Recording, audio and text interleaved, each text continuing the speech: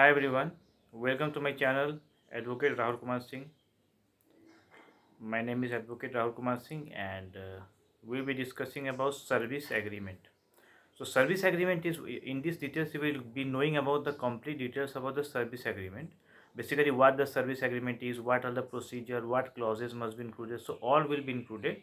So what is carefully, properly and to the end so that you get the complete details of this service agreement as because now it is very prevalent in every company, in every employment. So service agreement is type of agreement in which all the terms and conditions will be written between the person who is providing the service and the client. Okay. So it defines the terms and condition of the services. Like a doctor is employed in a hospital. So for example, service is taken. Doctor is giving the health services. So there will be the, for example, that agreement will be between doctor and the hospital. So service taker, where the service taker works, that will be between the you can say that who is providing service and to whom between them the service agreement will take place. First, why? What is the purpose of the service agreement? It is protecting both the parties. Means the person who is providing the service and the client. So both you can say that both parties interests are protected by a service agreement, so that the disputes cannot be taken. Like the working time, the salaries, everything will be there in that. Second thing is that it defines the expectations, like what both party expects from each other, that it provides. Okay, in the second type. Third is that it creates a framework between the relationship between the client and the service provider, so that the person knows aware what type of relationships takes place, so that we are avoiding the disputes. Okay. Now what we should include in the service agreement? First, that it should include the duration. What duration this service agreement is brought into. So duration is important for 11 months or for 1 year. So service agreement duration is important for that. And second, what must be included is compensation. Who will be paid compensation? You should ask yourself. The person who get hampered, the person will needs to be paid compensation. Okay. Suppose if the client is harmed by any clause, client will be given compensation by the service provider, and if the service provider is hurt by any conditions, then the service provider will get compensation from the client. So compensation is important in the service agreement, as because who will cover the losses.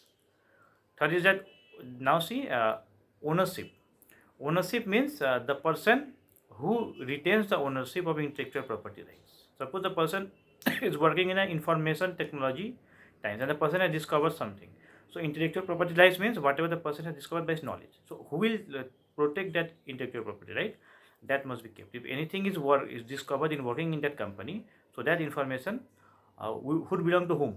So that is not intellectual property right? So that must be kept in mind while forming the service agreement. Next is the confidentiality. It means whatever things you are discussing in organization, you should not disclose this to the outside world. So information must be kept confidential, and it should be, as because you cannot say every information to the outside world. Some information must be kept secret in the service agreement, as because it is confidentiality. Next is insurance. Insurance policies must be protected, given, so that insurance must be kept in mind, so that any damages can be covered by the insurance policies. Next is the service details. In service details, it is important that what types of service the person is providing, whether the person is providing educational services or the health services or any services, that must be included the service details. Then contract and client information must be given, like whether the person is studying or working in the individual company, or the name and address of all the client and contractor, means the person who is being contracted for services must be provided. And then is the billing details. The contractor will be charged by the client. Means what are the bills? Bills means all the bills whichever is being paid as a service charges, or the you can say salaries, that must be kept in mind as the bill details. And there is a notice period.